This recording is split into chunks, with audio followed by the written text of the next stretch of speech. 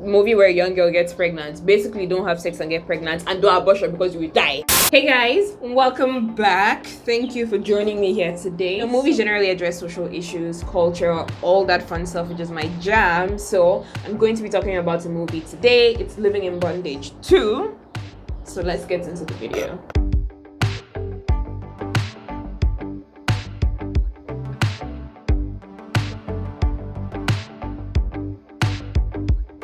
Honestly, I loved the movie so much. Oh my god, these birds are so chatty.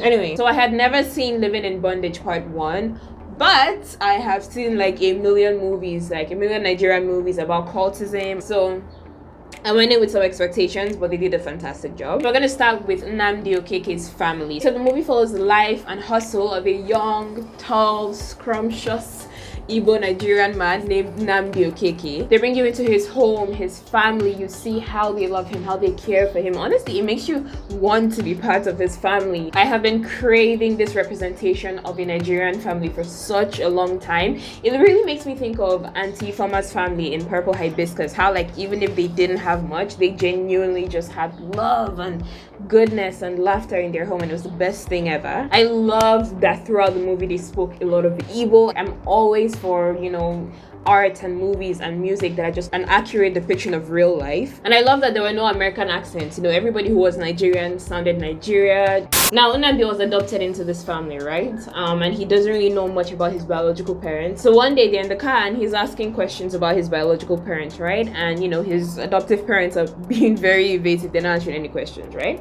And, you know, he keeps pressing, and eventually his dad stops the car and, like, yells at him, like, listen, drop it. We're not answering your questions. Like, you don't need to know this stuff. Leave it alone. And eventually we see that they're really just trying to protect him from some very bad people that his dad was involved in, which is why they don't talk about his dad, right? Now, I get that they're keeping him from the truth to protect him. I understand that. But I honestly feel like with stuff like this, it kind of gets to a point where keeping the child from the truth isn't protecting them anymore, it's putting them in harm. Because I feel like eventually people just get to an age where if you don't want to tell them what the problem is or what the situation is, they're old enough now. They'll just generally stand up and go and find out for themselves and probably land themselves in the very problem you're trying to keep them from, which is exactly what happens to Nnamdi. Now, talking about Nnamdi himself and how he landed himself inside this wahala, like I honestly feel like his hubris is what got him into this problem in the first place, right? Because we see that Nnamdi was warned about these people time and time again. When Nnamdi starts doing business with Richard, right?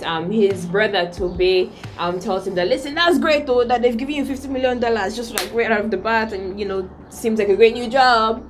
But you should remember that our folks really warned us to stay away from these people, right? And Nnamdi's like, come on, get that. You know, that's the malicious talk of poor people. There's nothing wrong with them. Like, you know, like they see somebody being successful and they just assume he's a ritualist, right? I mean, it seems like everybody warned Nnamdi about, you know, Chief Omego and his people being ritualists. But instead of our guy Nnamdi being cautious at the very least, he literally just dismissed all the red flags about these men.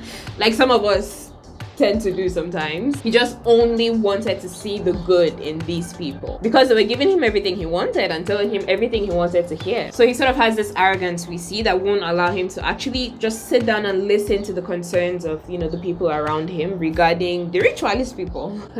And I think another thing is that he doesn't have a very good sense of caution. Like we learned that earlier when he quit the job he had been looking for 5 years in under a year because he wanted to go and start his own company. Now, there's nothing wrong with starting your own company, but did he have sufficient savings before he did that? Did he plan for the possibility that, you know, starting his own company might not work right now? Did he have something to fall back on? We don't see that he has all these contingencies in place. Like we just see that, listen, I think it was the one that said to himself that, listen, as one for, you know, as a sharp guy, he wanted to go and...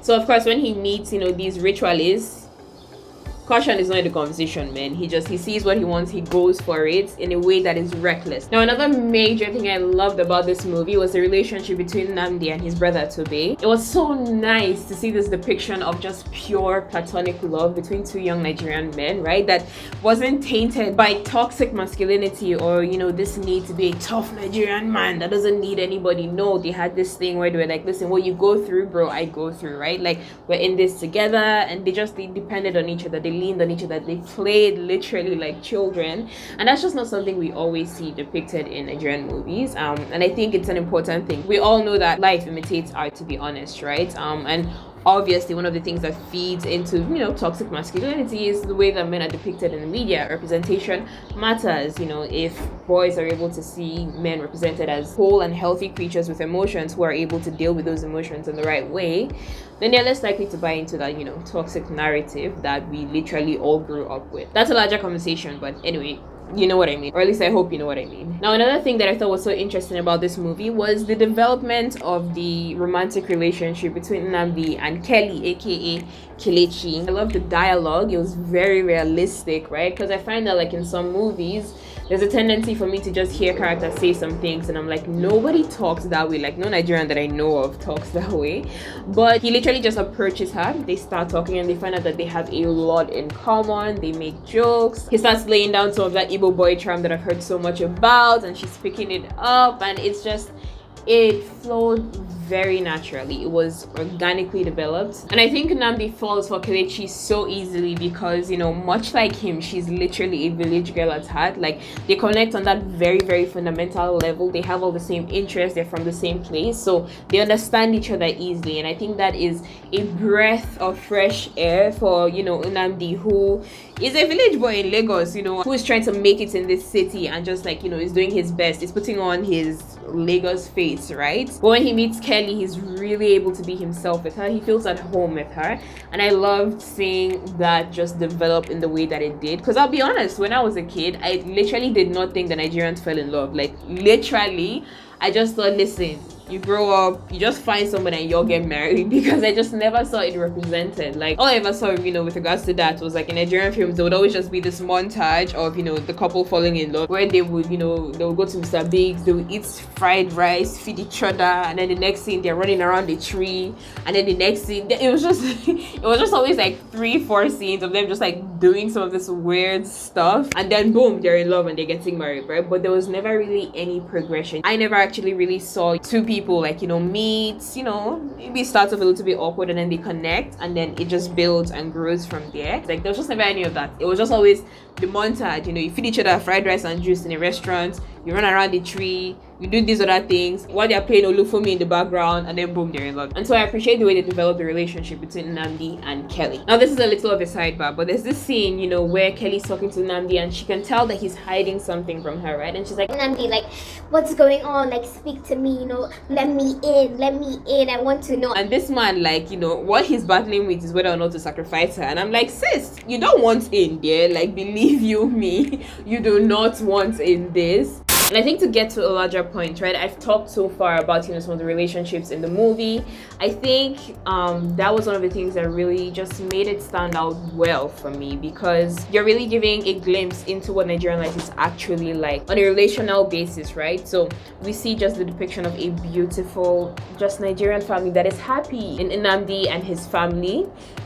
We see the depiction of a beautiful relationship with him and his brother, who are not afraid to stand up for each other and be vulnerable with each other and take care of each other and have each other's backs, which is an amazing thing. We see Nnamdi, who has a lot of hubris. He's overconfident in his ability to choose right from wrong, which is a problem because he's also blinded by his ambition and his need to blow and to make it, which, again, millions of Nigerian men can relate to. Nigeria is very patriarchal. We know there's a lot of pressure on men to provide and to, you know, to be rich so that you can chop life. But that's a real struggle, and I'm glad that they touched upon that, you know, the struggle to find a job, especially with the extremely high rate of unemployment, right? The struggle to get employment, to get good employment, you know, to just make it in this life at the end of the day, because what is the Nigerian dream if not that? And the first thing that I will add about this movie that I thought was very interesting was that it was so much more than a cautionary tale, right? Movies that have the theme of cultism, right? It's usually just basically the moral of the story is don't do cultism because bad things will happen to you, right? I feel like back in the day, a lot of Nigerian movies with cautionary tales, like, you know, movie where a young girl gets pregnant, basically don't have sex and get pregnant and do abortion because you will die. And then movies with like cultism was usually just don't join a cult no matter how much you want money because you will die and go to hellfire. Or like movies where, you know, Patience Ozoko ties somebody's destiny, but eventually they get the pastor to break the chain and then she and the babalawo like perish and go to hellfire. Like, most movies were generally just cautionary tales of what you should do and not do in society, because at the end of the day you will get what's coming to you. Again, you might go to hellfire. But that's all the time I have for today because it's late and there's no more daylight for me to film it. Also, this is kind of random, but I heard that there was a graphic designer that worked on this movie that they didn't pay. So please, you should pay that woman her money. If it's true, you guys should locate her and pay her her money. I saw it on Twitter. But besides that, that's all I have to say about this movie. Thank you for watching. And if you haven't subscribed at this point, I don't know what you're waiting for, to be honest. Maybe you're waiting for me to tell you, so let me tell you now. Subscribe, hit the like button. Let's not play with each other's feelings, please. So that's all I have for you. Bye.